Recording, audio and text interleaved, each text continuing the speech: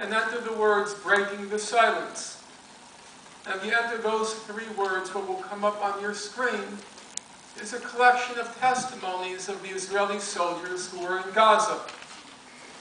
And then when you bring up those testimonies, go to your search function and enter the word insane. Now, if you enter the word insane, you'll see it comes up once, insane, twice, insane, 3 times, insane, 4 times, insane, 5, 6, 7, insane, insane, insane. The soldiers were interviewed separately. They weren't cueing each other, but the same word leaped to mind over and over again. Israel used insane amounts of firepower in Gaza. Israel used insane amounts of firepower in Gaza. Israel used insane amounts of firepower in Gaza. No battles, no enemy soldiers in the field, no fighting, but Israel's using insane amounts of firepower in Gaza. One soldier said, "This was firepower such as I had never known. There were blasts all the time. The earth was constantly shaking." Another soldier said, "On the ground you hear these thunderous blasts all day long. I mean, not just tank shelling, which was a tune we'd long gotten used to, but blasts that actually rocked the outpost, to the extent that some of us were ordered out of the house we were quartered in for fear it would collapse." The Israelis have commandeered Palestinian homes. From the homes they're firing into the distance.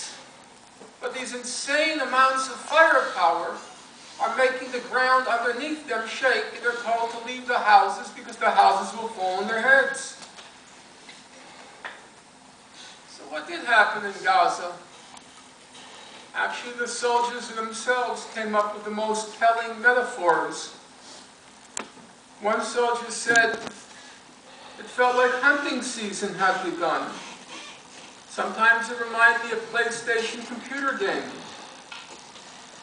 Another soldier said, "You felt like a child playing around with a magnifying glass, burning up ends." Like a child with a magnifying glass, burning up ends. I was a kid once. I had my magnifying glass. I don't know if the younger generation even knows what a magnifying glass is.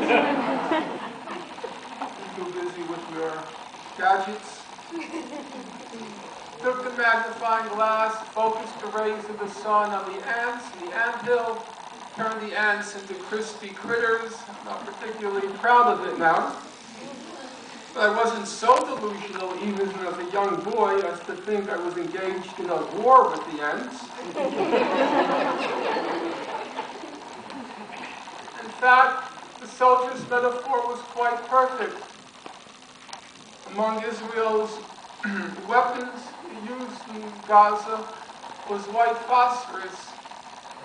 I'd heard about white phosphorus because Israel typically uses it in all of its so-called campaigns and operations. But I never paid quite much attention to what is this white phosphorus. It had a sinister sound to it. Well, white phosphorus, it reaches a temperature of 1,500 degrees Fahrenheit, 816 degrees Celsius. You're from Florida, so you know what heat is like. I think today is 93. Some people think it's hot. Well, as Oprah would say, try wrapping your minds around 1,500 degrees. That's what Israel used in Gaza. Where did it use it? Well, Human Rights Watch put out a report called Rain of Fire.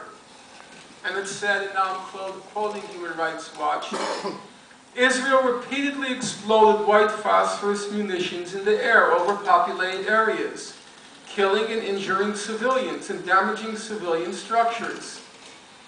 It used the white phosphorus over a school, a marketplace, a humanitarian warehouse. It used the white phosphorus in a hospital. In fact, 2 hospitals, Al-Quds Hospital and Al-Wafa Hospital. According to Human Rights Watch, the hospitals were clearly marked, and there does not appear to have been fighting in that immediate area. By the end of those 22 days, 1,400 Palestinians had been killed. Up to 4/5 were civilians, 450 children. On the Israeli side, 13 Israelis were killed, 3 were civilians, 10 were combatants, and of the 10 combatants, half of them were killed by other Israelis by accident. It's called friendly fire. So then you have to ask yourself, the ratio of deaths was 100 to 1. The ratio of civilian deaths was about 400 to 1. Is that a war, or is that a massacre?